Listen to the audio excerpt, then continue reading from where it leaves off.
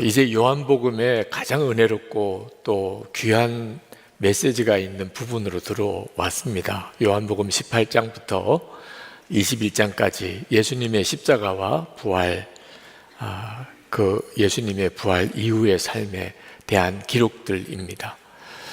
오늘은 그 예수님의 고난 중에 가장 첫 번째 겟세마네 동산에서 예수님께서 로마 병정들에게 붙들려가는 장면입니다. 이 장면에 예수님과 제자들이 굉장히 대조적으로 등장합니다. 예수님께서는 마치 이날을 기다리셨다는 것처럼 아주 당당하게 로마 병정들이 자기를 잡으러 왔을 때 그들 앞에 나섭니다. 너희들이 누구를 찾느냐? 나사렛 예수요, 내가 바로 그 사람이다. 예수님이 이렇게 나오시니까 그 말에 권세가 있으셔서 로마 병정들이 다 뒤로 나가 자빠졌다고 성경은 기록하고 있습니다. 예수님의 그 모습이 그렇게 당당하셨던 거에 비해서 예수님의 제자들의 모습은 너무 당황하고 그리고 어떻게 해야 될지 몰라 우왕좌왕하는 그런 모습으로 등장합니다. 베드로가 그나마 칼을 뽑아서 막 휘두르기도 했습니다. 대제사장의 종 말구의 귀를 베는 일도 있었죠. 그래도 그나마 베드로는 그렇게라도 했는데 다른 제자들은 다 도망가 버리고 말았습니다. 마가복음 14장 52절에 보면 벌거벗은 채로 도망간 제자도 있었다, 그렇게 나오는데 요한을 말합니다. 자, 어떻게 이렇게 대조가 될까요? 그리고 요한복음은 왜 제자들의 이 비겁한 모습, 예수님을 버리고 다 도망가는 그 모습을 이렇게 기록한 걸까요? 우리들은 이 기사를 읽으면 제자들이 그랬나 보다, 그 정도로 받아들이게 되지만 사실 이 제자들은 초대교회의 사도들입니다. 이 요한복음을 처음 읽는 사람들은 초대교회 성도들이었어요. 그들에게 있어서 사도는 예수님과 거의 같은 영적인 권위를 가지는 사람들이었습니다. 그런데 그 사도들이 예수님이 십자가 달리실 때 다 도망가 버렸다. 이건 사도들에게 있어서 엄청난 영적 권위가 무너지는 기사이기도 하잖아요.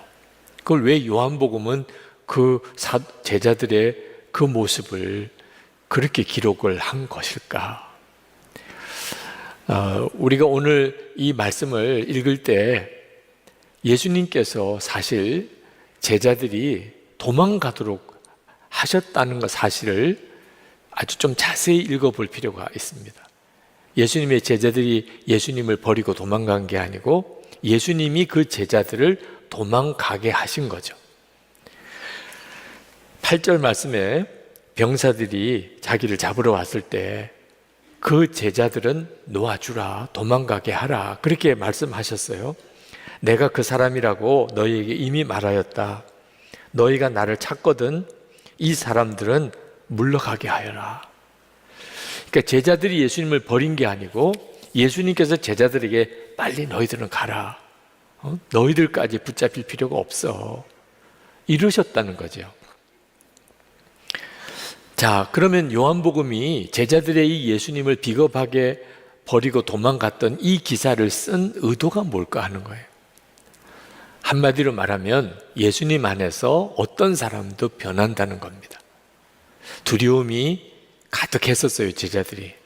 그 제자들이 지금은 초대교회 사도들입니다. 그들 중에는 이미 순교한 사람도 있어요. 이렇게 변화될 수 있다는 거예요. 그래서 예수 믿고 믿음으로 살아가는데 마음에 두려움이 있는 사람들, 당신들도 변한다. 지금은 두렵지만 그 두려움이 어느 순간에 놀라운 확신으로 바뀌게 된다. 혹시 여러분 주변에 예수 믿고 믿음으로 산다고 하면서도 두려움이 많은 사람을 보면 절대로 무시하지 말라. 그 사람도 예수님 안에서 변한다. 오늘 요한복음에서 말씀하려는 매우 중요한 메시지예요. 제자들은 겟세마네 동산에서 예수님이 붙잡혀 가실 때 왜 예수님처럼 그렇게 당당하지 못했을까요? 그건 십자가 고난이 고통스럽고 굉장히 힘든 일이기 때문만 아니었어요. 두려움이었습니다. 마음속에 고난에 대한 두려움이 그들의 마음을 딱 옥죄고 있으니까 예수님은 당당하게 십자가의 길을 가시는 걸 보면서도 제자들은 다 도망가게 된 거예요. 이 두려움의 원인이 바로 영적인 문제입니다. 우리도 예수를 믿지만 하나님의 말씀대로 사는 일이 때때로 두려울 때가 있습니다. 내가 말씀대로 살 수 있을까? 끝까지 믿음을 지킬 수 있을까? 근데 여러분 꼭 아셔야 되는 것이 그것이 어떤 일이 힘들기 때문에 하나님의 말씀대로 살게 되면서 당하는 희생과 대가지불 또 고통이 있기 때문에 주저하는 게 아니에요. 마음에 그 고생하는 것에 대한 두려움 때문에 그렇습니다. 이 두려움이 영적인 힘이 있는 거예요. 로마서 8장 15절에 보면 불신자를 가리켜서 무서워하는 종의 영을 가진 사람이라 이렇게 표현을 했습니다. 그러니까 두려움 이면에는 우리를 두려움으로 묶으려는 마귀의 영적인 역사가 있는 거예요. 불시험도 주고 또 사자굴 속에도 빠뜨리고 그리고 스데반처럼 돌에 맞는 일도 일어나게 하면서 마귀는 우리의 마음에 계속 두려움을 심어주려고 합니다. 목적은 하나예요. 십자가 지고 주님을 따라가지 마. 그건 너 못하는 일이야. 그거 진짜 무서워. 이런 형태로 마귀가 우리를 그렇게 마음을 사로잡으려고 하는 거예요. 달라스 윌라드가 쓴 하나님의 모략이라는 책에 보니까 미국 교회에 그런 이야기가 있대요. 선교사 가라고 할까봐 하나님께 헌신을 결단하지 못하는 교인들이 많다. 나는 우리 한국 교회만 그런 줄 알았어. 그 미국 교회도 혹시 또 하나님께 내가 헌신하겠습니다, 주님께 순종하겠습니다 그러고 나면 선교사 가라 이렇게 할까봐 무서워서 그 말을 못하는 사람들이 있다. 마귀가 우리의 마음을 그렇게 조종하는 거예요. 하나님께서 우리에게 그래서 성령을 보내신 겁니다. 성령이 임하시면 마음이 확 바뀌어버립니다. 디모데후서 1장 7절에 하나님께서 우리에게 주신 것은 두려워하는 마음이 아니요 오직 성령 능력과 사랑과 절제하는 마음이니. 성령이 임하시면 우리의 마음이 확 뒤집어져요. 그래서 생각도 달라지고 말도 행동도 다 달라지는 겁니다.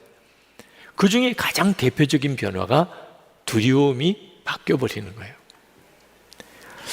예수님을 믿어도 저는 여전히 두려운데요. 그런 분들이 있으실 거예요. 제자들은 예수님과 3년 같이 살았습니다. 그리고 겟세마네 동산에 예수님이 거기에 계셨어요. 그런데도 제자들은 두려웠어요. 엠마오로 가는 두 제자가 부활하신 예수님과 함께 길을 걸어가면서 오랜 시간을 같이 대화도 했습니다. 그런데도 엠마오로 가는 두 제자의 마음에 두려움과 슬픔이 사라지지 않았습니다. 이것이 지금 많은 그리스도인들이 예수를 믿고 당황스러운 경험입니다. 예수를 믿는데 마음의 두려움은 해결되지 않는 거죠. 왜 그런가 하면 아직 예수님을 진짜 성경대로 믿고 있지 않기 때문입니다. 우리가 예수님 안에 거하고 예수님이 우리 안에 거하는 믿음으로 예수님을 믿어야, 예수님이 바로 내 곁에 계셔도 내 두려움은 없어지지 않습니다. 예수님이 내 안에 들어오셔서 내 마음의 두려움을 제거하고 세상 어떤 것보다도 크신 주님이 나와 함께 계심이 믿어질 때 세상 고난은 더 이상 나를 두렵게 하지 못합니다. 나는 예수님과 함께 죽고 이제 예수님의 생명으로 사는 이 믿음이 되어야 비로소 예수님을 믿으니까 십자가의 고난도 두렵지 않구나, 그렇게 바뀌게 되는 거예요. 정말 고난도 두렵지 않는 그런 믿음을 내가 가질 수 있을까? 여러분 중에 그 점에 대해서 아직 정말 확신이 생기지 않으시는 분이 있으실 겁니다. 근데 다 우리가 경험한 거예요. 여러분 어릴 때 엄마 아빠 없이 혼자 밤에 집에 있으라 그러면 다 두렵잖아요. 그 두려움은 정말 실상이죠. 그런데 이제 다 커서 어른이 되고 난 다음에 밤에 집에 혼자 있는데 두렵습니까? 전혀 두렵지가 않다면 그 느낌이에요. 전에는 두려웠어요, 틀림없이. 근데 지금은 집에 밤에 혼자 있다고 두려울 일이 없어요. 뭐 편하지 뭐. 어떻게 이렇게 바뀌죠? 예수 그리스도 안에 정말 거하고 예수님이 내 안에 계심이 믿어지면 그렇게 된다니까요. 전에는 두려웠는데 지금은 전혀 두렵지 않아요. 이것이 바로 내가 영적으로 성장했다는 뜻입니다. 이제 연말이 가까우는데 또 한 살을 더 먹게 되죠. 여러분 절대로 나이만 먹어서는 안 됩니다. 영적으로도 같이 성장해야 합니다. 영적으로 성장한다는 게 무슨 의미죠? 이제는 예수님이 내 마음에 계신 것이 믿어지는 거예요. 예수님과 이제 하루하루 주님과 함께 동행하고 사는 게 믿어지는 거예요. 그러면 영적으로 성장한 겁니다. 그 가장 놀라운 증거 중에 하나가 두려움이, 전에는 두려웠던 것들이 하나님의 말씀대로 산다는 게 두려웠던 것이 이제는 전혀 두렵지 않다는 겁니다. 루마니아의 리차드 범브란트 목사님은 대단히 유명한 목사님이십니다. 1948년에 루마니아가 공산화되었을 때 그때 체포되어서 공산 정권에 의해서 14년 동안이나 지하 감옥에서 말할 수 없는 고문을 당하고 큰 어려움을 겪었습니다. 1964년에 전 세계가 이 리차드 범브란트 목사님이 계속 루마니아 감옥에 있다는 것을 알고 구명운동이 벌어졌어요. 결국 루마니아 정권이 이 리차드 범브란트 목사님을 석방하게 됩니다. 그 미국 상원에서 증언을 했어요. 뭐라고 증언했냐면 내가 지하 감옥에서 말할 수 없는 고문을 당할 때 그 끔찍한 고통 속에도 내가 예수님의 십자가의 고난에 참여한다는 그 마음 때문에 기뻤다는 거예요. 그리고 나를 고문하는 사람들은 나에게 고통을 주고 있는 것 때문에 그들도 대단히 기뻤다는 거예요. 그래서 우리 그 감옥 속에 우리 모두는 다 기쁨이 충만했다고. 정말 믿어지지 않는 고백을 했습니다. 나는 고난당하면서 기쁘고 그 사람들은 나를 고통을 주면서 기뻐했다고. 여러분 이런 믿음이 가능할까요? 리차드 범브란트 목사님께서 그 감옥 안에 자기가 그 속에 있는데 예수님이 자기 안에 계신 것이 정말 믿어지니까 그렇게 믿을 수 있었던 거죠. 여러분 우리가 예수님을 믿고 정말 성령을 받게 될 때 우리 안에 이런 역사들이 일어나요. 제자들이 겟세마네 동산에서 예수님을 버리고 다 도망갔었던 그들이 오순절 마가다락방에서 성령을 받습니다. 그리고는 그들이 완전히 바뀌어버려요. 그리고 겁이 없는 사람, 두려움이 없는 사람처럼 보였어요. 초대교회 성도들은 사도들이 그런 모습이었어요. 그들은 이미 예수님 안에서 순교한 사람도 있고 나중에 다 순교하게 됩니다. 그들은 길거리에 나가서 예수님의 부활을 당당하게 전했고 하루에 3,000명씩 5,000명씩 예수를 믿는 역사도 일어났어요. 십자가 앞에서 그렇게 당당하셨던 예수님께서 그들 속에 임하셨기 때문에, 그러니까 사람이 그렇게 달라진 거예요. 세계 4차 로잔 대회가 2024년에 서울에서 열립니다. 그 국제 로잔의 대표가 되는 분이 마이클 오 목사님이에요. 그분이 이곳에서 설교도 하셨죠. 이 마이클 오 목사님이 40세 젊은 나이에 세계 국제 로잔 대표가 됩니다. 그는 한국계 미국 선교사로 일본에서 사역하셨던 분이에요. 그분이 국제로잔의 대표가 되었다 할 때 전 세계 기독교회가 깜짝 놀랐어요. 왜냐하면 정말 너무 무명의 사람이었기 때문에. 한국의 어느 큰 교회 목사님께서 그 소식을 듣고 마이크로가 도대체 누구야? 그랬던 것 때문에 또 유명해요. 그 말을 나중에 마이크로 목사님이 전해 듣고 대단히 기뻤다고 그랬어요. 왜냐하면 마이크로 그는 아무것도 아니잖아, 이런 식의 의미니까. 하나님은 항상 약한 자, 또 미련한 자, 없는 것, 천한 것을 들어 쓰신다고 하셨으니 아무것도 아니라고 사람들이 나를 여기는 게 너무 기쁘다. 마이크로 목사님이 여기서 그런 고백을 하셨습니다. 마이크로 목사님은 하버드 대학을 나오고 선교사로 자원을 했습니다. 아버지가 대단히 반대하셨어요. 300달러 가지고 미국 이민 가서 억척스럽게 살면서, 그리고 자녀들을 정말 공부를 시킨 분이에요. 그런데 하버드 대학 나오고 선교사 가겠다고 그러니까 얼마나 화를 내는지, 나는 내가 우리와 함께 미국에서 살기 원한다.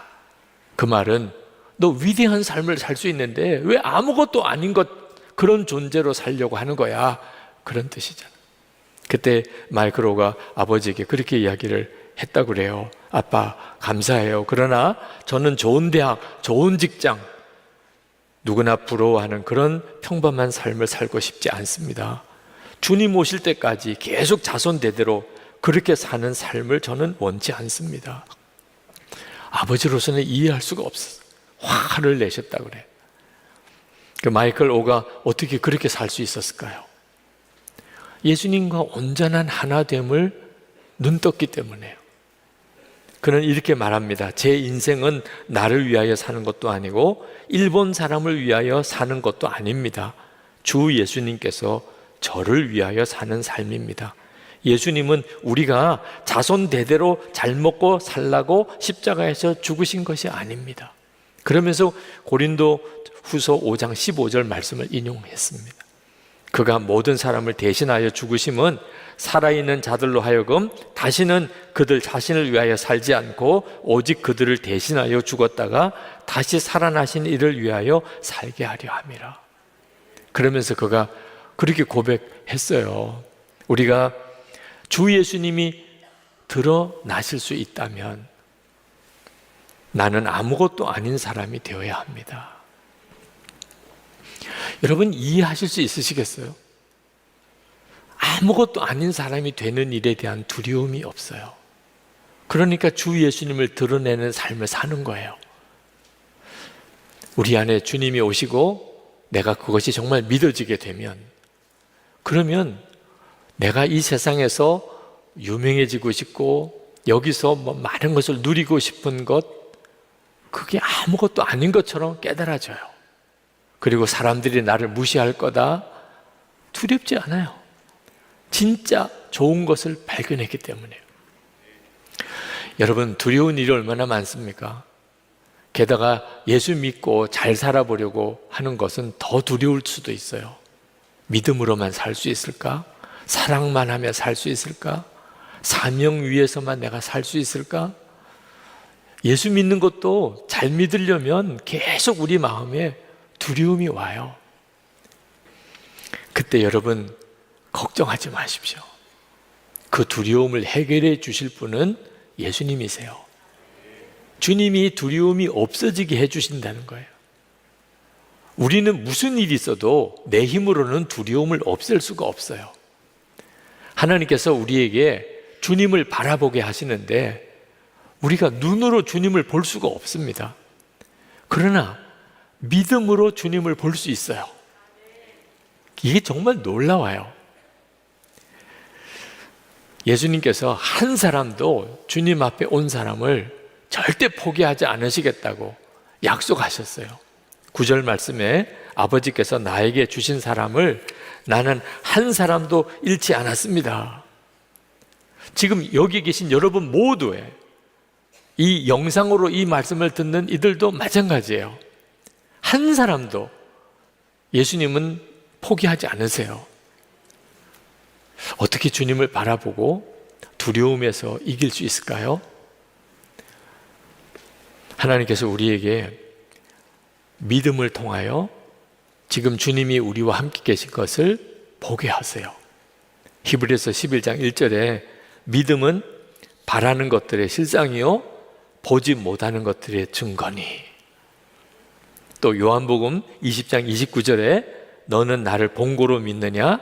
보지 못하고 믿는 자들은 복이 있도다. 지금 우리 모두가 다 눈으로 보지 못하지만 예수님을 믿음으로 보는 그 은혜의 세계 속에 살고 있어요. 실제로 우리 안에는 우리를 두렵게 하는 문제들이 계속 일어납니다. 여러분, 그것이 기회예요. 가정생활, 경제적인 문제, 건강 문제, 또 사명을 감당할 때 끊임없이 우리를 두렵게 하는 문제들이 일어날 때, 그때 계속 여러분이 어려운 문제를 주목하지 말고 함께 계시는 주님을 주목해 보세요. 여러분 스스로가 알게 돼요. 두려움이 바뀌었다는, 내 마음속에 두려움이 없어졌다. 한번 우리 장로님들과 중국으로 수련회를 갔었는데, 그때 상하이에 있는 동방명주라는 큰 높은 빌딩에 전망대에 올라갔었습니다. 근데 올라갔더니 바닥이 유리로 되어 있는 곳이 있더라고요. 뭐 정말 깎아지른 듯한 그런 높이에서 밑바닥이 이렇게 보이는 아찔한 곳이었어요. 그 위에 올라서서 걸어보았는데 누가 저에게 묻더라고요. 목사님, 무섭지 않으세요? 이렇게 묻더라고요. 그래서 제가 그분에게 그렇게 말씀을 드렸습니다. 저는 이것보다도 훨씬 더 무서운 일을 계속 많이 겪고 살기 때문에 이 정도는 괜찮습니다. 제가 겪는 가장 두려운 순간은 매주 교인들 앞에서 설교하는 시간입니다. 매주 이렇게 서보니까 이 정도는 아무것도 아닙니다. 그렇게 말씀을 드렸는데 잘 이해하셨는지 모르겠어요. 여러분들도 잘 이해가 되시려는지. 여러분, 매주일 이렇게 성도들 앞에서 말씀을 전하는 이 순간도 믿음의 싸움이에요. 저에게는. 근데 그것이 저를 엄청나게 바꿨어요. 눈에 보이는 것과 눈에 보이지 않으신 예수님, 어떤 게 더 커 보이나요? 많은 성도들이 눈에 보이는 문제가 더 커 보입니다. 그래서 두려운 거예요. 그런데 우리가 계속 주님을 바라보는 삶을 살아보면, 그래서 24시간 주님을 바라보고 매일 일기로 써보라고 권하는 거예요. 뚜렷하게 달라져요. 세상 문제는 더 이상 나를 두렵게 하지 못한다는 걸 알게 됩니다. 저는 솔직히 겁이 많은 사람이에요. 그러고 보면 겁이 없는 사람이 있을까요? 어릴 때부터 참 자라면서 이것도 두렵고 저것도 두렵고, 그런데 제일 두려운 것은 목회였어요. 아버지의 고생하는 모습을 보고 어머님이 일찍 돌아가시는 일을 겪으면서 내가 목회를 할 수 있을까? 저는 제 아내에게 프로포즈도 담대하게 못했어요. 왜? 나와 결혼하면 고생할 게 뻔하니까. 어쩌면 일찍 죽어야 될지도 몰라. 세상에, 그런데도 나와 결혼해달라고 그러면 강도지요. 그랬던 사람이었어요. 그런데 주님을 바라보면서 달라졌어요. 부름받아 나선 이몸 어디든지 가오리다. 신학교 다닐 때는 그 찬송 부르는 게 겁이 났어요. 진짜 어디든지 보낼까 봐. 근데 그랬던 제가 진짜 하나님의 종이 될 수 있다면 제 오른쪽 다리 바치겠습니다. 이런 고백을 하게 되더라고요. 주님이 정말 원하신다면 제 대학원 석사학위 바치겠습니다. 더 이상 제 유익을 구하지 않겠습니다. 돌짝밭 사명 제가 외면하지 않겠습니다. 선한목자교회 올 때도 사실 굉장히 두려운 상황이었는데도, 그래도 주님이 가라 하시면 갑니다. 제가 생각하기에도 내가 어떻게 그렇게 할 수 있었을까, 그런 생각이 들어요. 근데 주님을 계속 바라보면서 바뀌더라고요. 예수님 안에서 진짜 고난에 대한 마음이 달라지는 거예요. 그러면 여러분 중에 목사님 이제는 진짜 아무것도 두렵지 않나요? 이렇게 물을 분이 반드시 있을 것 같아요. 그렇지는 않습니다. 지금은 제 삶 속에 가장 두려운 순간인지도 모르겠어요. 제게 주어진 일들을 하나하나 이렇게 보면. 근데 이제는 알아요. 이런 때 어떻게 해야 되는지. 문제를 바라보고 어려운 일을 주목하면 진짜 아무것도 못해요. 주님을 바라보는 거예요. 그거밖에 할 게 없어요. 그러면 주님께서 정말 신기하고 놀라울 정도로 제 마음과 생각을 바꾸세요. 여러분에게 지금 두려운 문제들이 있으실 겁니다. 다 성격은 다르겠지만 여기서 하나님 말씀대로 산다. 그 자체는 더 두려울 수도 있어요. 오늘 이 시간 하나님, 제 안에 주님이 이미 오셨는데 제 속에도 두려움을 바꿔주세요. 겟세마네 동산에서 예수님 버리고 도망갔던 제자들, 나중에는 순교도 두려워하지 않는 초대교회 사도들이 된 이 역사가 제게도 일어나게 해주세요. 예수님이 여러분의 마음에 계신 걸 진짜 믿어야 되고 그 주님을 계속 바라보아야 돼요. 그러면 주님이 하세요. 세상을 이기는 놀라운 믿음의 담대함, 능력과 사랑과 절제하는 마음, 여러분 안에 충만해지게 됩니다. 이 시간에 주님, 제가 정말 두려움을 이기고 싶습니다. 그러신 분들은 일어나서 기도하십시다. 하나님, 제게 필요한 것이 두려움을 이기는 믿음입니다. 갈 수 있는 길을 담대하게 가게 해주세요. 주님이 기뻐하는 그 길로 가게 해주세요. 그래서 하나님의 영광을 저도 경험하고 주위 사람들에게도 다 전하고 싶습니다. 우리 통성으로 기도하겠습니다. 영국에서 유다의 얼굴이라고 하는 제목의 연극이 공연된 적이 있었습니다. 그 내용은 가룟 유다의 배역이 될 그런 배우를 찾는 내용입니다. 누가 도대체 가룟 유다에 딱 적합한 배우가 될까? 그리고는 그 연극의 마지막 부분이 아주 인상적입니다. 출연했던 모든 배우들이 다 나와서 관객들을 향하여 다 한 목소리로 외칩니다. 당신도 가룟 유다가 될 수 있습니다. 당신도 가룟 유다가 될 수 있습니다. 당신도 가룟 유다가 될 수 있습니다. 그리고 막이 내려요. 관객들로서는 참 충격이고 또 황당하기도 했겠죠. 그러나 이 연극이 주는 메시지가 굉장히 의미심장합니다. 여러분도 가룟 유다가 될 수 있을까요? 그렇습니다. 어떻게 되면 가룟 유다가 되는 거죠?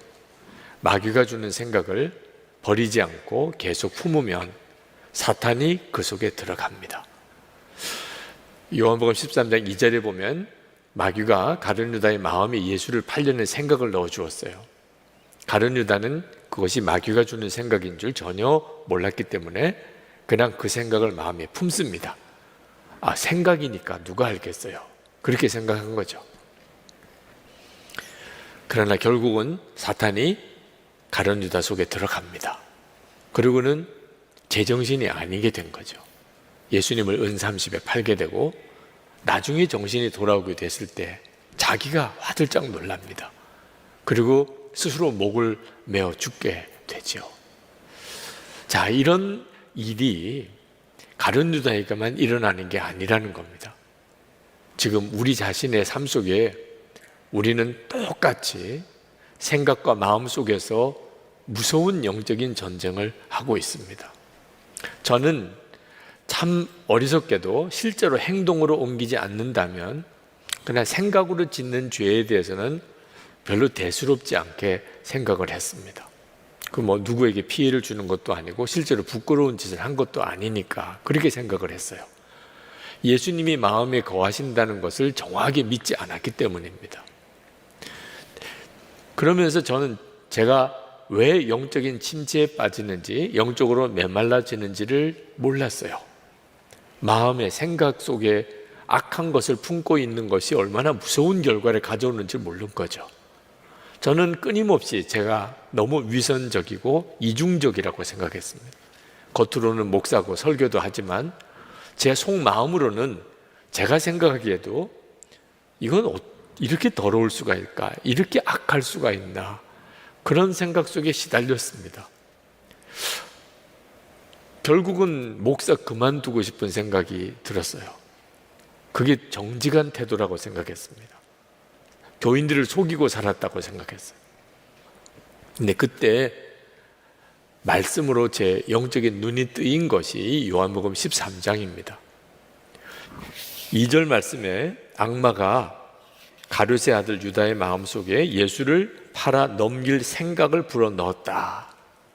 이 말씀을 통하여 그동안에 제 속에 있는 온갖 말할 수 없이 더럽고 악한 생각들이 마귀가 넣어준 생각이라는 사실을 깨달은 거예요. 얼마나 어처구니 없는지, 얼마나 바보같이 살았는지. 그때부터 저는 생각 속에 마귀가 역사한다고 분별이 되면 대적하는 일을 시작을 했습니다. 사탄아, 내게서 떠나가. 분별을 못했을 때는 그게 난 줄 생각하고 너무 부끄럽고 너무 좌절감 느끼고 그리고 정말 너무 무기력해지는 거예요.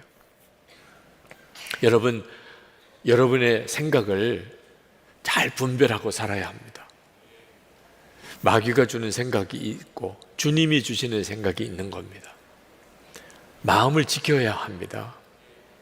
잠언 4장 23절에 모든 지킬 만한 것 중에 더욱 내 마음을 지키라. 생명의 근원이 이에서 남이니라 했어요. 여러분이 지키는 게 있잖아요. 지갑, 그죠? 여러분의 계좌, 보이스피싱에 넘어가지 않으려고 얼마나 신경 씁니까? 여러분의 집 단속 얼마나 철저히 합니까? 여러분도 다 소중한 것은 지키고 살잖아요. 근데 마음은 왜 그렇게 아무렇지도 않게 다 열어놓습니까? 보는 대로, 듣는 대로, 누가 말하는 대로 여러분 속이 완전히 마귀 놀이터가 되어버린 거예요. 이 생각, 저 생각 다 집어넣어 주는데 누구 모르는 사람들이 모를 거라고 생각하니까 그냥 생각의 문제라고 생각하니까 분별 없이 그 생각을 품는 거죠. 그래서 예수를 믿고 사는데도 왜 나는 이렇게 사는 거지? 하나님은 왜 역사 안 해주시는 거야? 신앙적인 방황과 말할 수 없는 타락이 성도들의 삶 속에 일어나는 거예요. 사탄이 생각을 넣어주는 것과 실제로 사탄이 그 속에 들어가는 것은 뚜렷한 차이가 있습니다. 사탄이 가룟 유다에게 예수를 팔려는 생각을 넣어주었을 때는 예수님이 그걸 아셨어요. 가룟 유다가 나를 팔려고 하는구나, 그런 생각을 하는구나. 그때 예수님께서 가룟 유다에게 성찬도 주시고 가룟 유다의 발도 씻어주세요. 자기를 팔려고 하는 걸 알면서도. 왜? 돌이킬 수 있으니까. 생각으로 역사할 때는 아직까지 돌이킬 수 있으니까. 예수님께서 가룟 유다에게 결정적으로 암시를 주세요. 너희 중에 누가 하나 나를 팔 것이다. 다들 황당한 이야기지만 가룟 유다는 가슴이 뜨끔했겠죠. 누구냐고 할 때 내가 떡을 찍어 주는 자가 그다. 그게 무슨 의미인지를 다른 제자들은 몰랐지만 가룟 유다는 무슨 말인지 알았죠. 그리고 떡을 자기에게 주실 때 가룟 유다가 그때는 깨달아야죠. 주여, 제가 잘못했습니다. 이렇게 가야 맞는 건데 그 떡을 받아 먹어요. 그리고 사탄이 가룟 유다 속에 들어갑니다. 그제서야 예수님께서 이제는 내가 하고자 하는 일을 해라. 깨우쳐 돌이킬 때가 있고 이제는 어쩔 수 없을 때가 있다는 것을 알 수가 있습니다. 사탄이 들어가 버리면 이제는 더 이상 가룟 유다는 더 분별이 안 돼요. 그리고 가룟 유다는 그냥 나가버립니다. 예수를 팔려가는 거죠. 여러분, 우리의 삶 속에 똑같이 그와 같은 일들이 일어나고 있음을 여러분이 정신 똑바로 차려야 돼요. 자, 그런데 예수를 팔려고 가룟 유다가 이제 제사장을 찾아가는 바로 그 시간에 이제 남은 제자들에게 예수님께서 아주 중요한 말씀을 하세요. 그게 34절, 35절입니다. 이제 나는 너에게 새 계명을 준다. 서로 사랑하여라.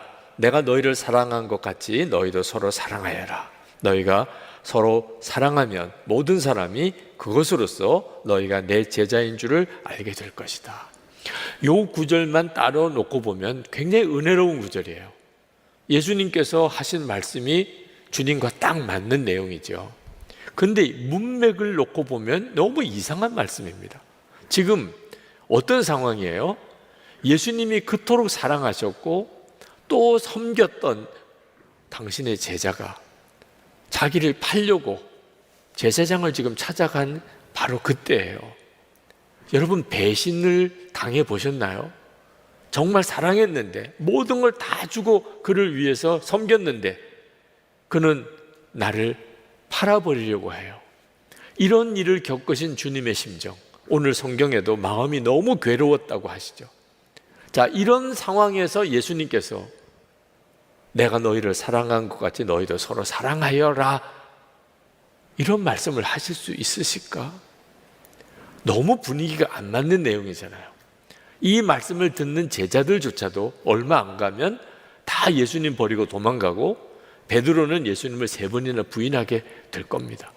그 제자들에게 내가 너희를 사랑한 것 같이 너희도 서로 사랑하라니. 여기서 사람은 어디서 달라지느냐? 영에 따라 달라지는 거예요. 상황, 여건, 환경 아니에요. 그 사람 속에 어떤 영이 있느냐에 따라 사는 게 다른 겁니다. 가룟 유다는 사탄이 들어가니까, 그러니까 탐심에 사로잡혀서 예수를 팔려고 당신의 스승이었던 예수를 팔려고 제사장을 찾아갑니다. 예수님은 자기를 팔려고 제사장을 찾아간 줄 알면서도 사랑하라고 가르쳐요. 영이 그 삶을 완전히 바꾸는 거예요. 그러니 여러분의 속에 있는 생각 속에 어떤 영이 역사하는지를 정말 확인해야 하는 거죠. 아무 생각이나 여러분의 생각이라고 생각하면 안 되는 거예요. 용서하라, 사랑하라, 그냥 성경에 늘 있는 말씀이고 설교하시는 목사님은 늘 그런 식으로 설교하시지, 이렇게 받으시고 건성으로 넘기면 안 됩니다. 이건 내가 진짜 예수 믿는 사람인지 구원받은 사람인지를 결정하는 결정적인 조건이에요. 예수님 보세요. 그렇게 배신을 당하고 제자가 팔아 넘길 이런 상황에서도 사랑하라고 권하잖아요. 내가 그런가? 하나님이 지금 내 안에서 그렇게 사랑으로 역사하는가? 어떤 사랑이죠? 우리 중에 사랑 안 하는 사람이 있겠습니까? 근데 우리 주님이 말씀하신 사랑은 내가 너희를 사랑한 것 같이예요. 하나님은 온 인류를 구원하기 위해서 당신의 독생자를 내어주셨어요. 그렇게 사랑하라. 예수님은 우리 죄를 대신 지시고 십자가에 달려 못 박히셨어요. 그렇게 사랑하라. 그게 기준이에요. 예수 믿는 사람이라면, 구원받은 사람이라면 그렇게 사랑하라는 거예요. 여러분, 죄하면은 무슨 생각이 드나요? 살인, 강도, 음란, 방탕한 일, 또는 거짓말하고, 다 죄지요. 그러나 우리 예수 믿는 성도에게는 가장 무서운 죄, 더러운 죄는 용서 못하는 거, 다른 사람 판단하는 죄, 사랑하지 못하는 죄예요. 아니, 살인, 강도보다 용서 안 하고 사랑 안 하는 게 더 큰 죄라니. 우리는 그렇다는 거예요. 왜? 십자가의 은혜로 구원받은 자니까. 예수님은 나 위에 대신 죽으시고 하나님은 독생자까지 주시면서 지옥 갈 수밖에 없는 나 구원해 주셨는데, 이 은혜를 안다면 용서하고 사랑하는 것이 우리에게 가장 중요하죠. 여러분이 이 사실을 명심해야 합니다. 우리가 용서하고 사랑하지 않으면 예수를 믿는다는 것 자체가 다 다 흔들려요. 여러분, 부부싸움하고 난 다음에 큐티해 보셨어요? 새벽 기도 갈 때 어떠셨어요? 남편이나 아내가 저 위선자 좀 봐. 어제 그렇게 싸우고 무슨 큐티는 큐티야. 아유, 새벽 기도는 또 가네. 그게 의식이 되잖아요. 싸우고 미워하고 사랑하지 못하면 내가 예수를 믿는다는 것 자체가 그냥 다 흔들려 버리는 것 같아요. 여러분, 직장에서 싸울 일도 일어나기도 하죠. 누구랑 대판 싸웠어요. 정말 미워요. 그런데 그 사람에게 전도할 수 있어요? 예수 믿으시라고? 입이 떨어지지 않아요. 그러니 여러분, 우리에게 있어서 누구를 판단하고 미워하고 용서하지 않는다는 게 얼마나 무서운 일인가를 알아야 하는 겁니다. 오늘 제자훈련 오리엔테이션을 합니다. 자, 제자훈련 수료식의 수료증은 뭐지요? 예수님처럼 사랑하는 거예요. 그 사람이 예수님의 제자라고 사람들이 다 인정할 것이라고 했잖아요. 여러분, 용서하라, 사랑하라는 것은 우리의 구원 문제와 직결되는 거라는 걸 잊으면 안 됩니다.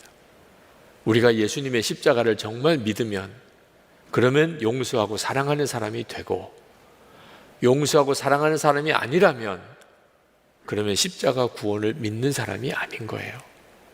제자들은 예수님이 이 말씀을 하실 때 그 말씀이 무슨 의미인지 정확하게 이해하지 못했을 거예요. 그런데 오순절 마가다락방에서 성령을 받고 그들이 예수님과 동행하는 삶을 살게 되면서 이건 너무너무 중요하구나 하는 걸 알았습니다. 요한 사도가 요한일서 3장 14절 15절에 이렇게 말씀합니다.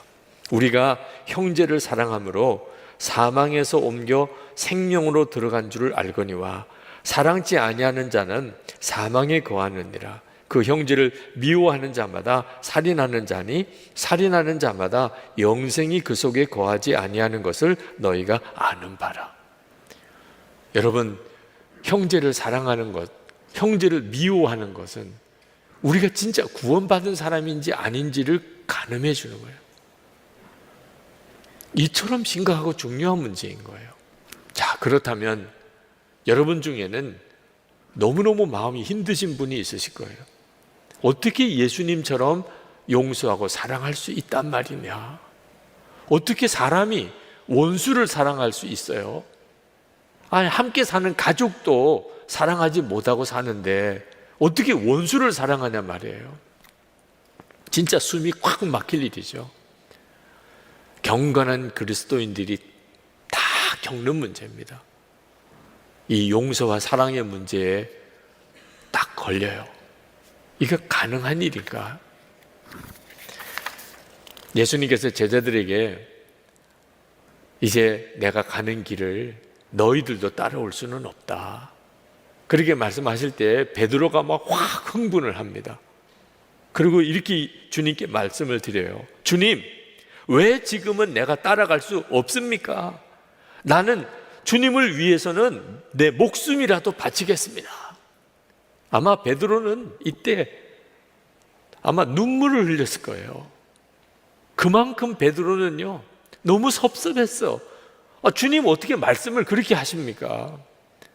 나는 주님을 죽을지언정 따라갈 겁니다. 우리를 어떻게 보시고 그렇게 말씀하십니까?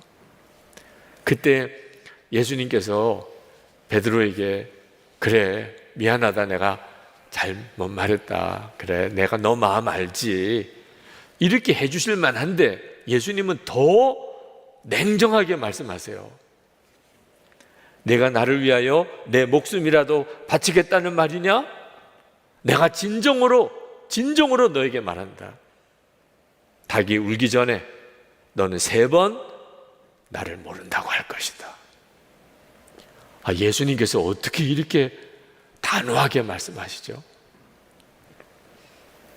여러분, 마음에 소원한다고, 내가 그렇게 살고자 갈망한다고 그렇게 사라지는 게 아니기 때문이에요. 여러분들도 다 솔직히 잘 살고 싶잖아요. 하나님 말씀대로 살고 싶잖아요. 믿음으로 살고 싶잖아요. 가정은 천국처럼 천국 같은 가정 이루고 살고 싶잖아요. 부부 사이에, 부모 자녀 사이에, 형제 사이에.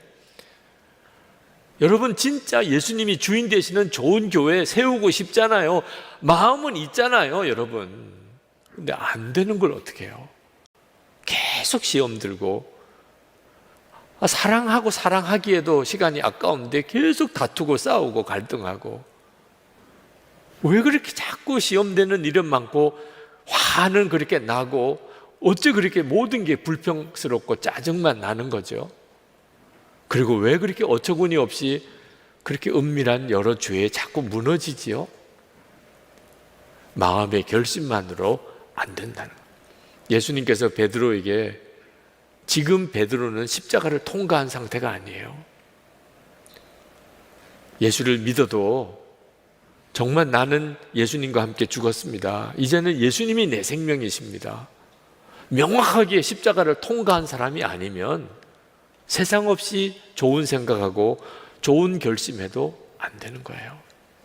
결국 베드로가 어떻게 됩니까? 진심이었어요. 예수님을 위해서 죽을지언정 따라가겠다는 거. 그렇지만 실제로 예수님이 십자가에 달리실 길을 가시니 두려움이 확 엄습해 왔어요. 이 두려움도 악한 영의 역사입니다. 한번 마음에 두려움이 오니까 어린 소녀가, 당신도 저 사람과 함께 다니던 사람이죠, 내가 본 적이 있어요, 이렇게 말을 한 것 때문에 나 그분 몰라, 예수님을 부인해버려요. 3번씩이나, 3번째는 저주까지 하면서 자기 입으로 그렇게 내뱉어버려요. 그때 닭이 웁니다. 그리고는 꼬꾸라지죠. 여러분 중에 마음은 있는데 그대로 사라지지 않는 사람, 내가 그렇게 결심하고 결단했는데도 나는 왜 자꾸 이렇게 무너질까, 그러신 분들, 베드로를 보세요. 베드로도 그랬다니까. 그러니까 자꾸 쓰러지고 무너지는 분은 나 베드로인가 봐, 이렇게 생각하시면 돼요. 마음이 없는 건 아닌데 자꾸 넘어지잖아요. 그러면 안 되는 건가요? 그렇지 않습니다. 또 베드로를 보세요. 예수님을 3번이나 부인하고 저주까지 했던 베드로가 다시 일어섰잖아요. 초대교회의 위대한 사도가 되잖아요. 십자가에 거꾸로 매달려 순교하잖아요. 아니, 예수님을 그렇게 부인하던 베드로가 어떻게 또 그렇게 바뀌었나요? 예수님께서 베드로 속에 오신 거예요. 오순절 마가다락방에 성령이 임하시면서 예수님을 바라보는 눈이 뜨이게 됩니다. 전에는 주님이 자기 밖에 계셨어요. 이제는 예수님이 자기 안에 계세요. 이건 완전히 다른 문제예요. 그렇게 두려움에 사로잡히던 베드로, 이제는 예수님의 생명으로 사니, 그러니까 위대한 사도의 길을, 그 순교자의 길을 갔던 거죠. 여러분, 결심한다고 안 되는 거지만, 우리가 내 마음을 지킬 수 있는 힘이 없지만 주님은 해주세요. 이게 예수 그리스도 안에서 우리가 누리는 엄청난 복이에요. 저는 12년 전에 2011년부터 예수 동행 운동을 시작을 했습니다. 우리 동행 일기를 쓰면서 주님과 늘 매일매일 동행하는 삶을 점검하며 살아봅시다. 그때 하나님께서 주일 설교 본문으로 시편을 설교하게 하셨어요. 제 의도가 아닙니다. 성령께서 워낙 강권하시니까 시작했지만 시편이 150편에 이르러요. 그걸 다 설교하는 것도 부담되고 교인들도 얼마나 지루하겠어요. 시편을 읽어보면 맨 그 시편이 그 시편 같아요. 이걸 150편이나 주일 설교를 어떻게 하며 또 어떻게 드러내요? 근데 주께서 워낙 강하게 강권하시니까 시작은 했는데, 시편 설교를 통하여 예수님과 동행하는데 얼마나 많은 유익을 얻었는지 모릅니다. 시편이 성경에 나오는 하나님의 사람들의 하나님과 동행 일기예요. 하나님을 만나고 눈물의 기도를 드리고 하나님을 말할 수 없이 찬양하고 감사하고 주님과 동행했던 많은 간증들을 나누는 동행 일기라니까요. 그 시편 설교를 10여 년에 걸쳐서 했습니다. 그리고 설교집이 나오기 시작을 했는데 이번에 두 번째 설교집을 내게 됐어요. 지난 주간에 두 번째 설교집이 출간이 됐는데 제목을 예수님은 나의 선한 목자이신가 그렇게 정했습니다. 조금 도전적인 질문으로 책 제목을 썼습니다. 예수님은 나의 선한 목자이시다 그렇게 하면 될 텐데 이신가? 이렇게 틀었어요. 왜냐하면 제 마음속에 예수님이 진짜 선한 목자이신가? 질문해 봐야 된다고 생각했기 때문입니다. 예수님이 나의 선한 목자라고 그렇게 들어서는 알지만 실제로는 예수님이 선한 목자이신 삶을 살지 못하는 성도들이 너무 많은 거예요. 이 책 설교집 속에 시편 23편 설교가 들어있습니다. 다른 시편은 한 편에 한 번의 설교를 했는데 시편 23편만큼은 한 절씩 6편의 설교를 했어요. 그만큼 예수님이 나의 목자가 되시는 것이 중요한 메시지입니까? 아니 예수님은 우리의 선한 목자이신데 왜 선한 목자와 함께 사는 삶이 안 되는 거죠? 예수님의 양이 아니니까. 예수님의 양으로 살지 않으니까. 예수님이 왜 우리를 굳이 양에다가 비유하셨을까요? 양은 어리석고 양은 약하고 양은 또 고집도 세고 별로 좋은 동물 아닌 것 같아요. 그런데 예수님이 왜 우리를 굳이 양이라고 표현하셨을까요? 양은 오직 하나, 목자만 죽으라고 따라다녀야 사는 존재예요. 목자만 바라보고 목자의 음성에만 귀 기울이고 살아야 이리와 늑대들이 잡아먹으려고 우글거리는 상황에서 살아남을 수 있다는 거예요. 여러분 지금도 우린 형편이 똑같아요. 마귀가 우는 사자처럼 삼키려고 돌아다니고 있다고 그랬습니다. 아니 마귀가 도대체 어디서 우리를 삼키려고 한단 말입니까? 보이지도 않는데 여러분의 마음의 생각을 한번 가만히 돌아보세요. 지난 한 주간 동안 여러분이 어떤 마음의 생각 속에 살았는지, 마귀가 진짜 역사하는지 안 하는지는 생각만 보면 알 수 있다니까요. 두려움을 넣어주고 염려를 넣어주고 미움, 시기, 질투, 그렇게 계속 분열하고 싸우고 원망하고 불평하고 죽고 싶고 죽이고 싶고 은밀하게 짓는 죄, 음란, 탐심의 유혹으로 계속해서 여러분 시달리지 않았나요? 나는 왜 이런 생각하지? 나는 왜 이런 마음이지? 성경을 가만히 보세요. 영적인 역사가 얼마나 실제하시냐 말이에요. 여러분 마귀가 그토록 우리의 생각으로 우리를 사로잡으려고 하면 그러면 우리 인생은 그렇게 되는 거예요. 우리가 어떻게 이기죠? 도대체 마귀와 어떻게 싸워 이기죠?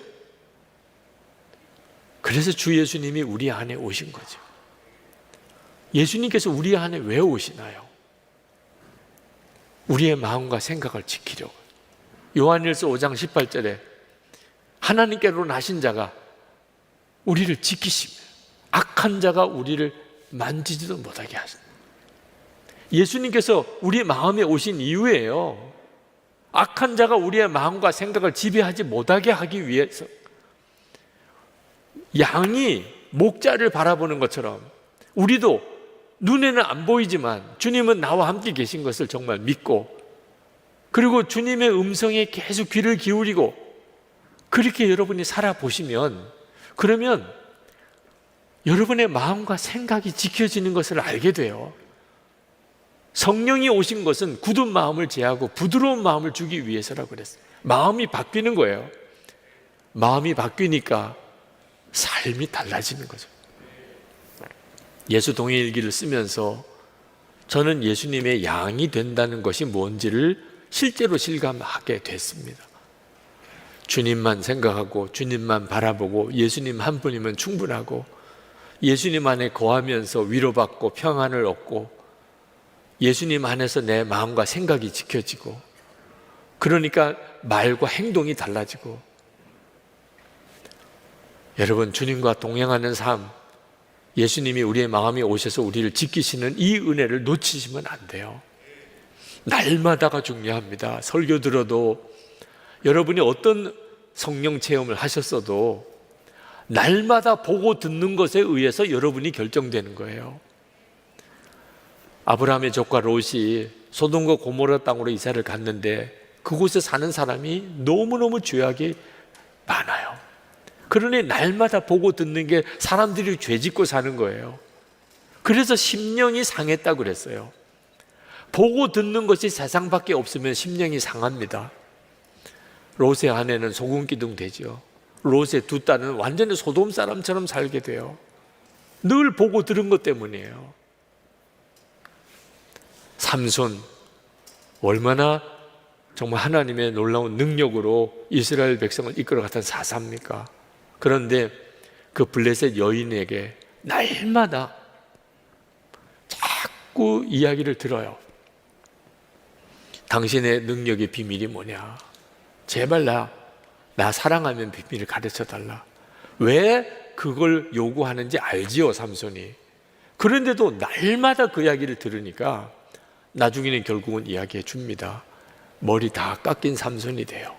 능력 다 잃어버리고 블레셋에 잡혀가서 결국 신전에서 거기서 블레셋 사람들과 함께 죽지요. 날마다 보고 듣는 것 진짜 조심해야 돼요. 마귀가 여러분에게 무차별 생각을 넣어주는 거, 그거 그냥 내버려 두고 신앙생활 잘해보려고 하는 것은 그 정말 불가능한 일을 하려고 하는 거죠. 우리가 24시간 주님 바라보고 주님과 동행하자고 하는 이유가 바로 거기에 있는 거예요. 이 영적 싸움, 우리 속에 마음을 지키는, 이건 믿음의 싸움이에요. 여러분, 베드로가 그 대단했던 그 사람이 어린 소녀 한마디에 그냥 꺾어져 버리잖아요. 두려움이 가득 차니까. 여러분, 소년 다윗이 구척 장신 골리앗 앞에서 너는 칼과 창과 단창으로 내게 나아오니와 나는 만군의 여호와의 이름으로 내게 나간다. 세상에 이런 믿음이 어디서 나오나 말이에요. 늘 주님 바라보는 사람인지 아닌지에 따라 믿음이 완전히 달라져요. 빌립보서 2장 5절에 너희 안에 이 마음을 품으라 곧 그리스도 예수의 마음이니.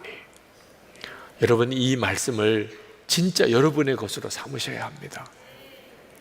오늘 이 시간, 내가 그동안에 정말 내 마음의 생각을 지키려고 하지 못했구나. 아무 생각이나 다 받아들이고 한 번 막 슬픈 마음이 들면 그냥 며칠씩 슬픈 마음을 그냥 품고, 미운 마음 있으면 몇 달씩 몇 년씩 은밀한 죄의 유혹 당장 내어 버려야 되는데 누구도 보는 사람 없으면 그냥 속으로는 그걸 품고, 주님, 제가 이제는 그렇게 안 하겠습니다. 무슨 일이 있어도 제가 제 마음을 지키겠습니다. 그리고 제가 주님 바라보는 눈 뜨게 해주소서. 주님 말씀 듣는 귀 열어주소서. 주님, 정말 그렇게 살아보겠습니다. 여러분의 마음에 그런 간절한 마음의 소원이 있으신 분들은 우리 일어나서 한번 기도합시다. 하나님, 정말 살아계신 주님이신 것을 제가 제 마음에서부터 경험하고, 그리고 그렇게 주님의 이끄심을 받기를 원합니다. 저를 붙잡아 주십시오. 그동안에 제 마음 지키지 못한 거 주님 용서해 주시고 이 시간에 회개함으로 깨끗함 받기 원합니다. 주님과 함께 새 출발하게 해 주십시오. 통성으로 기도하겠습니다. 예수님께서 십자가 지시러 고난의 길을 가실 때, 그때 여러 가지 마음 아픈 일들이 있었습니다. 그 중에 하나가 대제사장의 종이 예수님의 뺨을 때린 일이 있었습니다. 여러분 중에 누구로부터 뺨을 맞아본 일이 최근에 있으셨나 모르겠습니다. 굉장히 모욕적인 일이죠. 하나님의 아들이신 그리스도께서 제사장의 종에게 뺨을 맞는 일이 참 얼마나 어처구니 없기도 하고 또 끔찍한 일이기도 합니까?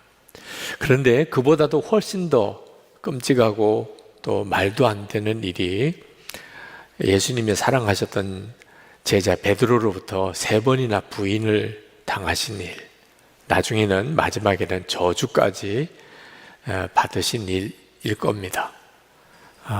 대제사장의 종은 예수님을 모르는 사람이니까 그랬다 하더라도 베드로는 그럴 수는 없잖아요. 자, 이런 일을 예수님이 겪으셨는데 예수님도 마음이 얼마나 아프셨겠어요. 그렇지만 베드로가 훨씬 고통스러웠을 거라고 생각합니다. 자기도 무슨 정신으로 그랬을지 모를 만큼 두려움에 사로잡혀서 얼결에 예수님을 부인하고 저주까지 해놓고, 그리고는 자기 자신의 그 모습이 얼마나 비참했겠어요. 그가 더 살고 싶지 않은 마음도 들었을 거라고 생각이 듭니다. 그게 베드로가 겪었던 참 고통스러운 순간입니다. 그런데 이 본문을 가지고 설교를 하다가 제 마음이 너무 아픈 거예요. 이 본문으로 처음 설교를 할 때 일입니다. 자, 내용은 너무 잘 아는 내용이죠. 베드로가 왜 예수님을 3번이나 부인했는지 그 정황에 대한 설명도 하고, 또 예수님 부인하게 된 이유에 대해서도 나름대로 뭔가 우리에게 주는 교훈도 많겠죠. 근데 제게 있어서 두려웠고 힘든 것은 베드로가 누굽니까? 예수님을 그렇게 사랑했고 예수님의 수제자였고 예수님이 그리스도여 하나님의 아들인 것에 대한 신앙 고백을 최초로 했고 그 많은 기적을 보았고 베드로 자신도 물 위를 걸었고 이랬던 사람이 베드로잖아요. 근데 그 베드로도 두려운 일에 닥칠 때 예수님을 부인할 수 있었다면 나 같으면 어땠을까? 그런 생각이 너무 힘들게 하는 거예요. 나 같으면 이건 베드로하고 비교가 안 될 거 아니겠어요? 그런데 제가 베드로는 이렇게 실패했다, 베드로는 이렇게 해서 예수님 부인했다고 무슨 말할 자격이 있겠나 말입니다. 그래서 설교 본문은 이 본문이고 어떻게 설교를 해야 되는지 정말 답답하더라고요. 막 마음이 확 무슨 엄청난 어떤 무게에 눌리는 것처럼. 그런데 갑자기 그런 생각이 드는 거예요. 정말 갑자기 번개처럼 떠오르는 생각. 이게 끝이 아니다. 베드로에게 있어서 예수님을 3번 부인한 일이 끝이 아니다. 저는 그때 정말 마음으로부터 엄청나게 기뻤고 마음이 어두움에서 빛으로 확 바뀌는 느낌이었어요. 베드로는 예수님을 부인한 걸로 인생이 끝난 게 아닙니다. 예수님의 위대한 사도가 되죠. 초대교회. 그때가 제가 저희 가족들 다 태우고 차를 운전해서 어디를 가고 있는 중이었는데 얼마나 마음이 기쁘고 또 이 영감을 잃어버리면 안 되겠다고 싶어서 제 아내와 아이들에게 이게 끝이 아니라고 좀 써놔. 이게 끝이 아니야. 이게 끝이 아니라고 써놔. 제 아내와 아이들은 무슨 말인지 몰랐을 거겠지만 저는 그때 얼마나 기뻤는지 몰라요. 이게 끝이 아니었던 거예요. 오늘 우리가 읽은 이 베드로의 실패의 이야기는 정말 끔찍한 겁니다. 예수님의 마음을 이토록 아프게 할 일이 또 있겠습니까? 베드로로서는 아마 더 이상 자기가 살고 싶은 마음도 없을 만큼 엄청난 잘못을 저지른 거죠. 그러나 이것이 끝이 아니었다는 것. 누가복음 22장 61절에 보면 베드로가 예수님을 3번 부인했을 때 예수님이 제사장으로부터 신문을 받으시다가 베드로를 이렇게 탁 돌아보았다고 기록하고 있어요. 그래서 예수님과 베드로가 눈이 이렇게 마주칩니다. 누가복음 22장에 보면 그때 베드로가 그냥 뛰쳐나가서 통곡을 하고 울어요. 자, 여러분, 예수님이 베드로를 마지막에 저주까지 하는 바로 그 순간에 예수님이 베드로를 이렇게 딱 다 들으셨다는 이야기죠. 돌아보았습니다. 예수님의 눈이 어떤 눈이었을까요? 베드로, 너 정말 그럴 줄 몰랐어. 야, 너까지 그러냐? 그랬을까요? 충분히 그럴 만한 상황이죠. 그렇지만 저는 그렇게 하지 않았을 거라고 확신합니다. 왜냐하면 예수님은 베드로가 예수님을 부인할 것을 다 아셨기 때문에, 다 아시고 베드로에게 그렇게 말씀까지 해주셨어요. 너가 큰 실수를 하고 나를 부인할 거다. 그러면서 베드로를 위해 기도까지 해주셨어요. 누가복음 22장 32절에 그러나 내가 너를 위하여 내 믿음이 떨어지지 않기를 기도하였노니 너는 돌이킨 후에 내 형제를 굳게 하라. 베드로 본래 이름이 시몬이에요. 그런데 예수님이 베드로라고 이름을 붙여주었습니다. 반석이란 뜻이죠. 근데 이름이 반석인데 이게 뭡니까 도대체? 그러니까 예수님이 베드로에게 이름을 붙여주었을 때 아마 마귀는 배꼽을 잡고 웃었을 거예요. 예수님은 왜 베드로라는 이름을 붙여주었을까요? 예수님은 그때 돌아보면서 베드로에게 눈으로 무슨 말씀을 하셨을까요? 꼭 말은 입으로만 내뱉어야 하는 게 말이 아닙니다. 눈빛으로 우리는 얼마나 많은 말을 하나요? 틀림없이 저는 그랬을 것 같아요. 예수님께서 베드로야, 걱정하지 마. 너무 낙심하지 마. 나 너 여전히 사랑한다. 너 여기서 좌절하지 마. 틀림없이 그러셨을 거예요. 예수님은 오히려 베드로가 걱정이 되셨을 거예요. 너무 잘 아니까. 베드로는 열정도 대단하고 그리고 예수님을 향한 충성심도 사랑도 뜨거웠어요. 심지어 주님을 위해서 죽겠다고까지 했습니다. 그랬던 베드로였기 때문에 이 실패를 베드로 자신이 어떻게 감당할 수 있었을까? 아마 가룟 유다처럼 스스로 목숨을 끊을 수도 있는 일이기도 했거든요. 예수님은 베드로에게 정말 나 너 여전히 사랑한다. 나 너 정말 여전히 믿는다. 그런 눈이었을 거예요. 베드로가 예수님의 눈을 보았는데 예수님은 화를 내는 눈빛이 아니고 여전히 자기를 뜨겁게 사랑하시는 긍휼히 여기는 그런 눈빛이었을 거예요. 그러니까 못 견디고 그냥 뛰쳐나가서 그리고 통곡을 하고 울었던 거죠. 이 베드로가 예수님을 3번이나 부인했던 이 기록은 초대교회 교인들에게는 엄청난 충격이었을 거예요. 지금 우리에게도 사실 이 기사는 참 어떻게 설교를 하고 은혜를 받아야 될지 난감하지만 초대교회 당시 때 교인들은 베드로는 예수님의 수제자고 사도 중에 사도입니다. 그런 베드로가 예수님을 3번이나 부인했다. 저주까지 했다. 이걸 초대교회 교인들은 어떻게 받아들여야 돼요? 그런데 동시에 초대교회 교인들은 이 기사로 인하여 엄청난 위로를 받았을 거예요.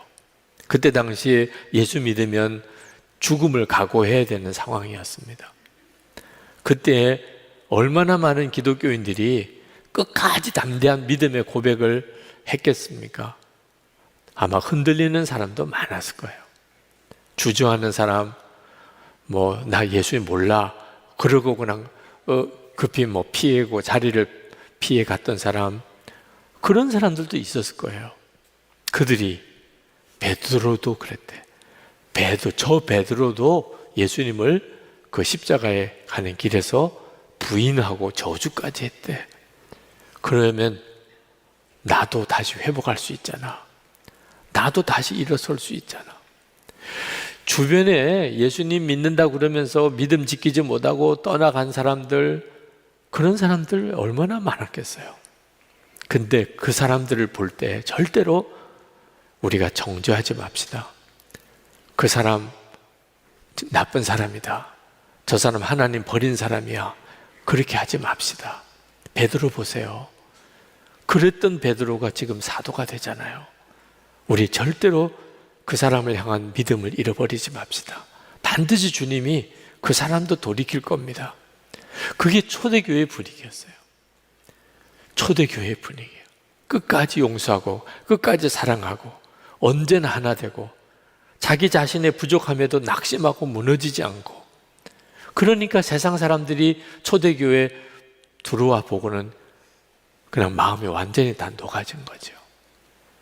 왜 복음서에 제자들의 실패 이야기가 그대로 다 기록되었을까요?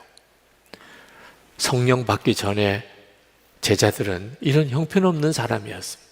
그러나 예수 그리스도의 성령으로 그들이 완전히 새로워지고 사람이 완전히 달라진 거예요. 여러분, 우리에게도 성도라는 이름이 주어졌어요. 예수 믿으면 다 성도예요. 근데 마귀가 진짜 웃을 일이에요. 야, 너가 무슨 성도야? 아마 그런 마음의 조롱을 다 받아보셨을 거예요. 야, 내가 무슨 예수 믿는 사람이야? 아니, 내가 무슨 성도야? 그런데 분명히 하나님은 그냥 예수 믿으면 다 성도라고 우리에게 이름을 붙여주었어요. 이유는 우리를 믿으시기 때문이에요. 우리도 예수님을 믿지만 예수님께서도 우리를 믿으시는 거예요. 예수님은 베드로가 반드시 다시 회복이 되고 그리고 초대교회의 위대한 사도가 될 것을 예수님은 다 아셨어요. 그러니까 베드로가 실패하고 저주까지 하는 상황에서도 예수님은 베드로를 향하여 여전히 따뜻하셨어요. 믿음이 그렇게 만드는 거예요. 우리도 이따금 우리 자신에 대해서 실패하고 난 안 돼, 나는 어쩔 수가 없어, 난 못하겠어, 그것도 믿음이에요. 그런 믿음을 가지니까 결국 못 일어나는 거예요. 가족이나 주변 사람들이 뭘 잘못하고 믿음의 길에서 벗어난 것 같고 그럴 때 우리는 금방 그를 판단하고 정죄해요. 아, 안 돼, 저 사람 안 돼, 벌써 이게 몇 번째야. 여러분, 이것도 믿음이에요. 믿음이 그런 믿음이니까 결국 그 사람을 다시 일으킬 수 있는 도구로 하나님이 우리를 쓰시지 못하는 거예요. 목사님, 그 사람 안 됩니다. 아, 저 사람은 정말 끝났나 봐. 여러분, 가족 중에도 그렇게 생각하는 분이 있으실 거예요. 근데 여러분 꼭 기억하셔야 돼요. 베드로를 예수님이 바꾸셨잖아요. 주님이 그렇게 하실 수 있다니까요. 예수님은 우리가 아무리 믿음의 실패를 했어도 절대로 우리를 버리지 않으시겠다고 분명히 약속하셨어요. 요한복음 6장 39절에 나를 보내신 이의 뜻은 내게 주신 자 중에 내가 하나도 잃어버리지 아니하고 마지막 날에 다시 살리는 이것이니라. 우리가 실패했을 때, 좌절했을 때 주님은 우리에게 뭐라고 말씀하시나요? 낙심하지 마. 너 낙심하지 마. 아유, 벌써 이거 100번도 넘습니다. 아니야, 너 반드시 일어나. 아니요, 저는 안 될 것 같아요. 아니야, 내가 그렇게 해줄 거야. 여러분 분명히 그렇게 들으셔야 돼요. 실패해도 좋다, 예수님 저주해줘도 좋다, 허락해 준 말씀이 아닙니다. 주님은 우리에게 너가 실패하고 좌절에 빠질 때 그때 나를 바라봐, 그 말씀을 하는 거예요. 우리 힘으로는 우리를 도무지 바로 세울 수 없어요. 우리는 그냥 영원한 실패자로 끝날 거예요. 그렇지만 주님이 우리와 함께 계시거든요. 우리를 변화시키는 분은 주님이세요. 여러분 중에 스스로에 대한 실패에 대한 좌절이 있는 분이 있으실 거예요. 그러면 꼭 베드로를 생각하세요. 여러분 중에 하나님이 나를 쓰신다 생각도 안 해본 분들도 있을 거예요. 그러나 오늘 교회 와서 그냥 예배 드리고 은혜 받으려고 하는 거지, 하나님이 나를 쓰신다. 여러분 베드로를 보세요. 여러분들이 어떤 실패를 했는지 모르지만 베드로처럼 이런 실패를 한 사람도 없어요. 이제 예수님 부인하지 말아야 될 딱 한 사람이 있다면, 그런 사람을 꼽으라면 베드로를 꼽아야 될 거예요.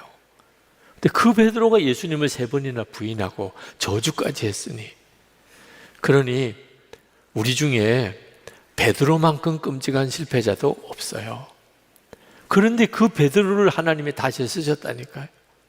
그럼 우리도 마찬가지죠. 저는 저 자신의 좌절감 때문에 정말 깊이 낙심했던 자입니다. 속으로 짓는 죄는 끔찍할 정도예요. 저는 도무지 저 자신을 이해할 수 없을 정도였어요. 그 더러움, 욕망, 자존심, 그리고 이 억제되지 않는 어떤 분노, 제 성격적인 문제, 겉으로는 사람들의 눈을 얼마든지 괜찮은 사람처럼 보이게 할 수는 있지만 제 속 내면은 어떻게 할 수가 없었고, 결혼하고 난 다음에 아내에게, 아이들에게 그건 감출 수가 없는 문제가 되죠. 저는 그런 저 자신의 좌절이 있을 때 붙잡은 말씀이 있어요. 요한복음 15장 16절입니다. 너희가 나를 택한 것이 아니요 내가 너희를 택하여 세웠나니. 그렇습니다. 하나님, 제가 목사 되겠다고 발버둥 쳤습니까? 주님이 저를 목사 되게 택하셨으니, 주님이 택하셨으니, 그게 저에게 있어서는 믿음의 근거였어요. 주님이 택하셨으니 주님이 하실 것이다. 태국에서 지난 주간에 아시아 2022 선교 대회가 열려서 월요일부터 토요일까지 태국에 있다가 이제 왔습니다. 그런데 제가 말씀을 전했고 어느 목사님 한 분이 질문을 하시더라고요. 목사님, 제 주변에는 믿을 만한 사람 한 사람 없습니다. 아무리 살펴보아도 괜찮은 사람, 믿을 만한 사람 한 사람 없습니다. 그런데 제자 삼으라고 하시는데 누구를 도대체 제자 삼을 수 있겠습니까? 그렇게 질문을 하셨어요. 제가 그렇게 말씀을 드렸습니다. 베드로를 보세요. 베드로는 진짜 예수님을 실망시킨 자입니다. 배신자예요. 예수님의 제자들 중에 믿을 만한 사람 한 사람도 없었어요. 그런데 그 베드로가 예수님의 위대한 사도가 되잖아요. 예수님께서 그렇게 바꾸세요. 목사님 주변에 믿을 만한 사람 한 사람도 없다고 하지만 예수님을 주목하세요. 예수님은 사람을 바꾸십니다. 베드로가 제자 부름 받았을 때 너 날 따라오너라, 주님이 그렇게 베드로를 만나셨죠. 그때 베드로는 이미 자기 자신에 대해서 절망한 사람이었어요. 나를 떠나소서, 나는 죄인이로소이다. 그때 예수님께서 베드로에게 내가 너를 사람 낚는 어부가 되게 할 거야, 예수님이 하시겠다는 거예요. 베드로 보고 그렇게 하라고 한 게 아니고 예수님이 그렇게 하게 해주시겠다는 거예요. 지금도 그렇습니다. 여러분, 하디 선교사님 1903년 그분은 한국 교인들에 대해서 절망했어요. 한국 교인, 한국 목회자들 제대로 된 예수 믿는 사람 없다고 생각했어요. 한국 교회 이렇게 순회하고 돌아온 날 하디 선교사는 가슴을 치면서 울었다고 그랬어요. 도대체 여기에 예수 믿는 사람이 있을 수 있을까? 도대체 이 한국 땅에 교회가 제대로 설 수 있을까? 하디 선교사님은요, 많은 사람을 출교시켰어요. 당신 예수 믿는 사람 아니요? 당신 그러면 예수 믿는 사람 아니야? 교회 나가. 어떻든지 좀 제대로 예수 믿는 사람 그렇게 만들어 보려고 했는데 안 된다는 거예요. 그랬던 게 우리의 현실이었어요. 근데 지금 이렇게 되었잖아요. 성령이 한국 교회에 임하시고 그리고 이렇게 바뀌었잖아요. 그러나 가만히 있어도 예수님께서 우리를 알아서 바꿔주실 거다, 그 말은 아닙니다. 실패자라고 예수님이 다 쓰시는 것도 아니에요.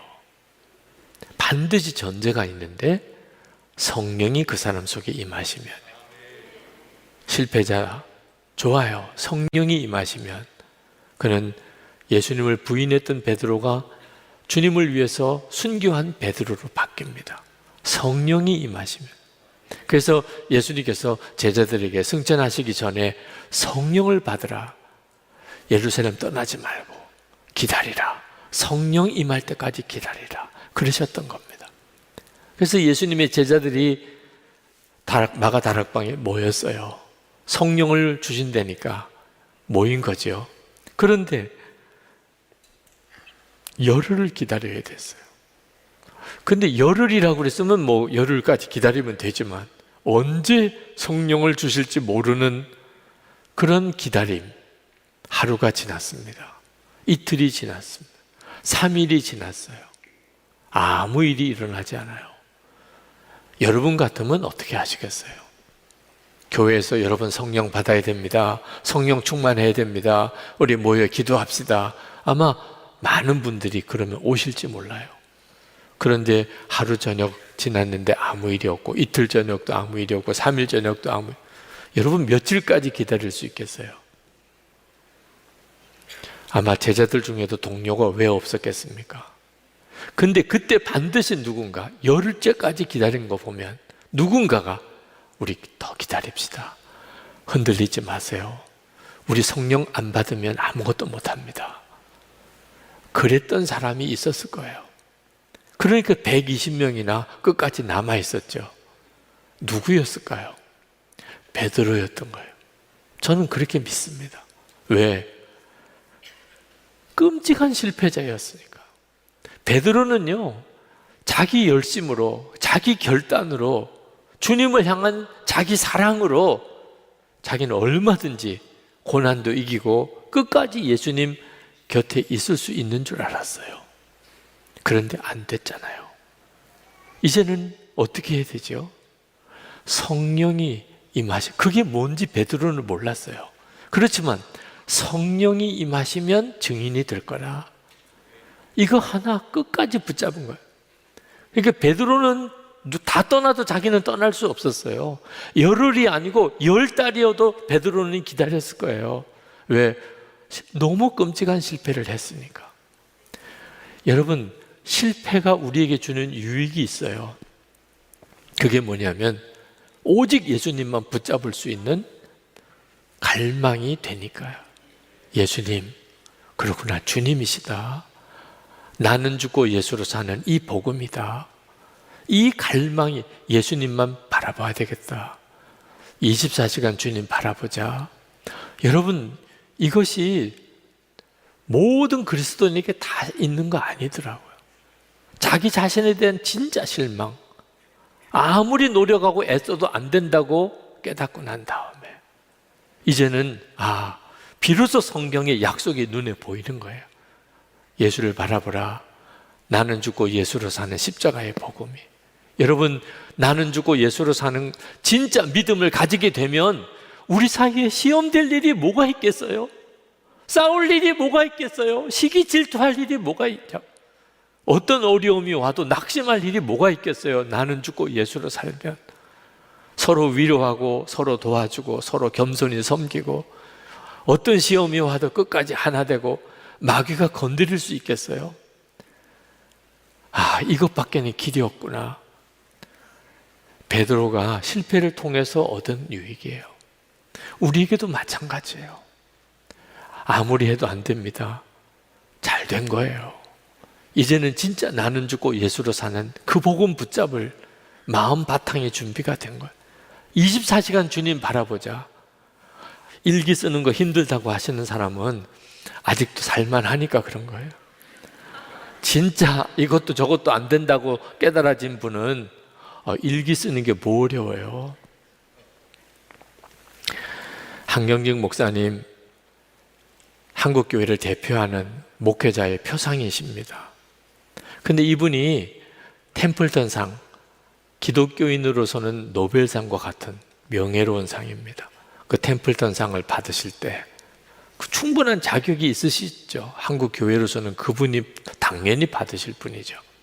그런데 수상 소감, 수상식 때 인사를 하시면서 자기는 신사참배했다고 고백했습니다. 그런 자기가 이런 상을 받을 자격이 없다고. 여러분, 우리나라 기독교인들 사이에 일제시대 때 신사참배했다 그러면 그건 말할 수 없는 수치예요. 그는 지도자가 될 자격이 없어요. 주기철 목사님 같이 차라리 순교해야지. 어떻게 신사참배할 수 있어? 우리나라는 사고가 이렇게 좀 극단적으로 갑니다. 한경직 목사님이 신사참배하신 분이래요. 그런데 그분이 한국교회 목회자의 표상이고 템플턴상을 받으신 분이에요. 여러분, 뭐라고 설명을 해야 돼요? 한경직 목사님을 뵌 분들은 그분의 온유함과 겸손함을 다 이야기하세요.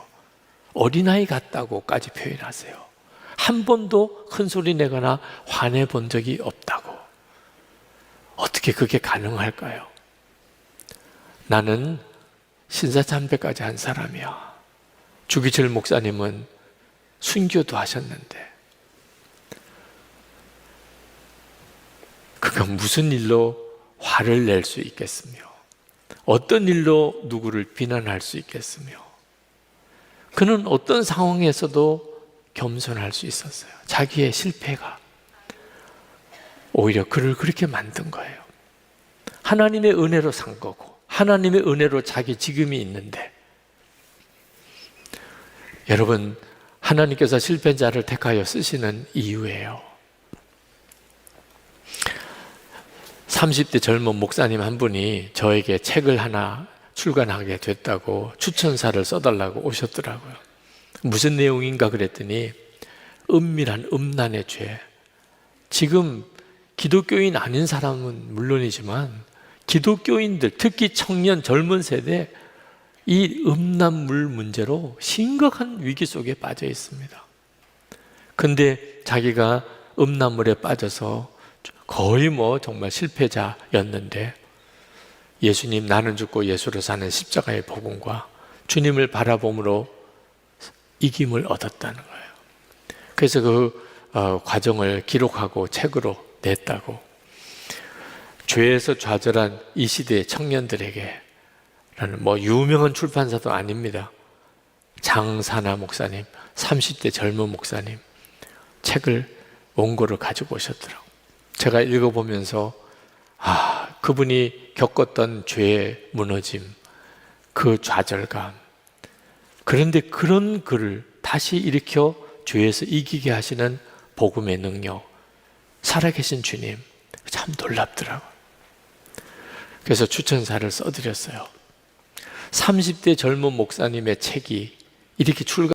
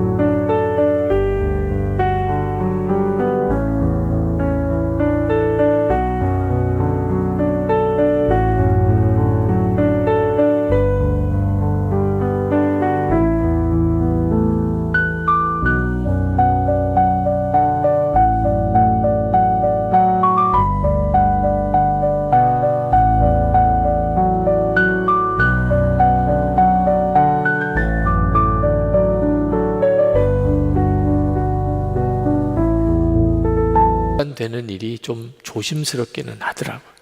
그 목사님이 앞으로는 어떻게 될지 누가 알아요. 그렇지만 제가 살아보니까 삶은 이런 생각 저런 생각 할 만큼 그렇게 여유 있는 삶이 아니더라고요. 너무 빨리 지나가요. 하나님께서 그 목사님에게 복음의 능력, 주님 바라보는 눈을 뜨게 해주셨고, 그리고 죄를 이기게 하시는 체험을 주셨다면 그 자체가 너무 귀한 거예요. 그리고 이 책이 그 목사님을 붙들어 줄 거라고 저는 생각했어요. 혹시 여러분 중에도 이 죄의 문제로 인하여 무너지는 것이 너무 고통스러운 분이 있으면 한번 이 책을 한번 꼭 읽어보시도록 권해드리고 싶어요. 저는 평범하다 못해 아주 부끄러운 사람입니다. 그런 저 자신의 좌절감에서 하나님께서 주님을 바라보는 믿음으로 눈을 뜨게 하셨어요. 그러니까 주님을 바라보게 되면서 삶 전체가 바뀌게 된 거예요. 그렇지 않았으면 저에게는 희망이 없었을 겁니다. 저는 지금도 주님이 저와 함께 계시는 것에 대한 어떤 확신이 없으면 저는 대책 없이 무너질 사람. 그러나 주님이 저와 함께 계신다는 그거 하나 때문에 저는 어느 순간에도 담대해요. 이번에 아시아 대회에 가서 아주 존경받으시는 목사님 한 분이 그러시더라고요. 20년 전에 한국 목사님들을 만나면 그렇게 자신만만, 그렇게 강해 보이고 모든 걸 다 할 수 있을 만큼 그랬었는데 20년 지나고 요즘 한국 목사님들 만나면 그렇게 겸손하다고. 저는 감사하더라고. 이제 하나님이 한국 교회를 쓰실 모양이다. 실패자를 쓰시는 하나님이세요. 그 영광을 여러분도 보셔야 돼요. 혹시 여러분 중에 여러분의 삶의 영역 속에 큰 실패의 아픔이 있는 분 있습니까? 과거로 돌아가고 싶어. 여러분, 과거로 돌아갈 필요 없어요. 지금부터 실패자를 오히려 더 놀랍게 쓰시는 주님을 믿으시면 돼요. 정말 주님 바라보고, 주님, 제가 가정에서 이런 실패가 있습니다. 제 삶에서 이런 실패가 있습니다. 이걸 주님께 드립니다. 주님, 저를 이제부터 주님의 증인으로 써주세요. 제 실패를 사람들이 다 압니다. 그런 저를 쓰세요. 혹시 여러분 중에 지금도 그런 마음이신 분, 일어나서 우리 기도합시다. 하나님, 제 실패를 주님께 고백하고 하나님의 손에 쓰시기를 원합니다. 가족에게, 내 주변 사람에게, 교회에 하나님, 저를 사용하세요. 실패자를 만나 주시고 놀랍게 변화시키시는 주님의 증인으로 저를 사용해 주세요. 통성으로 기도하겠습니다.